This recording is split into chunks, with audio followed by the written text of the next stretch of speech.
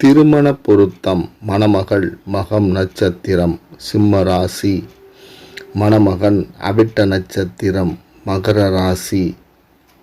தினப்பொருத்தம் இல்லை, கணப்பொருத்தம் இருக்கிறது.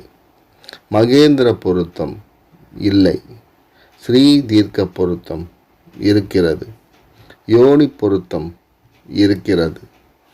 ராசி பொருத்தம் இல்லை, ராசி அதிபதி பொருத்தம் இல்லை.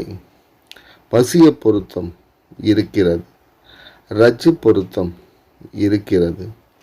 வேதை பொருத்தம் இருக்கிறது.